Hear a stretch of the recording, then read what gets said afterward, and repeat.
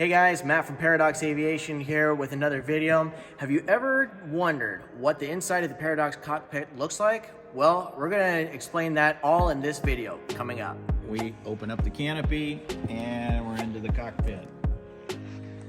As you can see, there's a big black screen in the middle, and that's Advanced Avionics 4000 unit. It was 8 years old and it's not really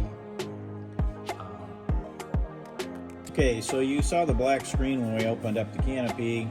We now have the master on to turn on the avionics, and of course in the center of things is the advanced flight deck system.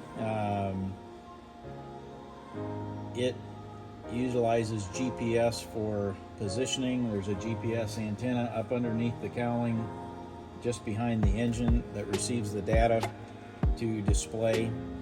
We have engine instruments across the bottom. We have EGTs and cylinder head temperatures on this side. We have your fuel, oil, and electrical system bars here in the middle, and analog looking instrumentation on the right, which is the manifold pressure and the tachometer. People may think that this is a little redundant having both altimeters, the tape and the analog, but in my brain, it's a lot easier to process analog material, especially if you're doing aerobatics or needing information rapidly, because for me, I have to look at this and then process it in my brain.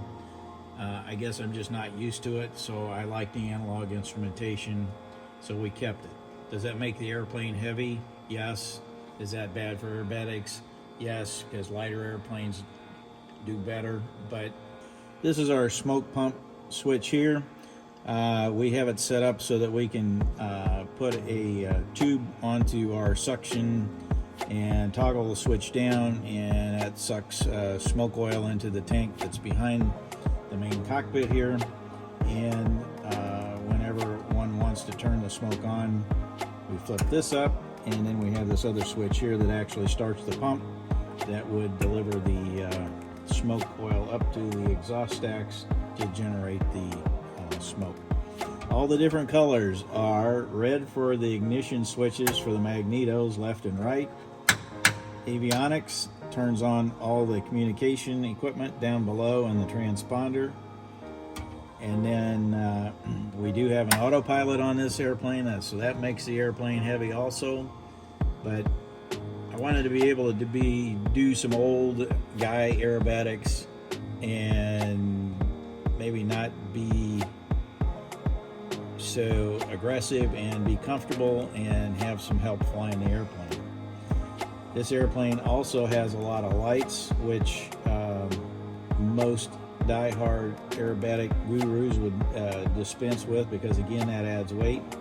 We do have the autopilot, which is over here, is an advanced system, and it's based off of the autopilots by Yonkin and his group. You may see all these other switches down here. This switch says spare on above. It says on below a wigwag, which when we turn this on, it flip-flops the landing lights back and forth. You may wonder why we even have landing lights on a pits. Again, Because we can. Because we can, and sometimes we fly Cross country late in the evening, and it's nice to possibly have that available if we need it, but a pits lands pretty fast, so you like not to land at night unless it's absolutely necessary. We do have strobes on the wingtips, and we do have the nav lights. So that's the switchology on the left. Switchology on the right is fuel pump.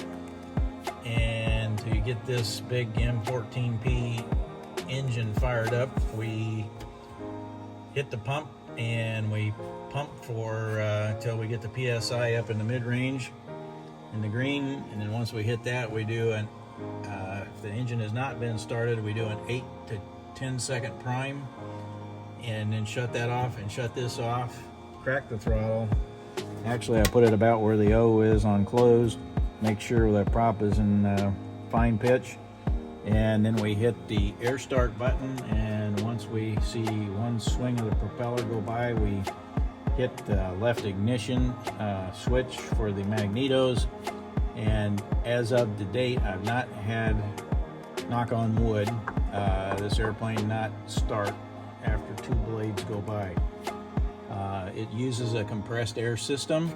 Over here is a pressure valve, or pressure, what do you call that? Pressure gauge that shows that we're run about 700 psi. So that's plenty enough to kick the engine over and start it. We do not have a battery, or we don't have a starter on the engine. It is totally started by compressed air, much in the fashion that some semis are started. Once we get done flying, we come in and we like to get the oil out of the engine proper and put it back into the oil tank per se. So what we do is we flip on the scavenge pump and we scavenge oil out of the engine until we hear it change pitch, and then we shut it off. We also have a couple of levers down here on the right. One is the upper one is the fuel flow switch for the main or the wing tank and off. The bottom one is the oil shut-off valve, which shuts the oil off from the tank to the engine so that oil does not drain back down into the engine. Theoretically, we don't like to get oil cylinder locks, and the idea is that this will help that from occurring. However, we always pull the propeller through 18 blades before we start. If there ever would be a lock, the person would have to take the cowling off, pull the spark plugs out, drain the oil out of usually one of the bottom 3 cylinders, put the plugs back in and recycle again, and then you would be ready to start. So that's pretty much it. Way over here on this side, here's a trim tab. Trim tab helps keep the elevator, takes a little pressure off the elevator for the pilot, so that makes flying a little more comfortable. The front seat has just about all the same stuff. We do have a G meter, we do have an altimeter, an airspeed indicator, and then just a regular whiskey compass. And then air vents, which are always important for summer flying. Air vents that are always important, That's especially right. for summer flying. Mm-hmm.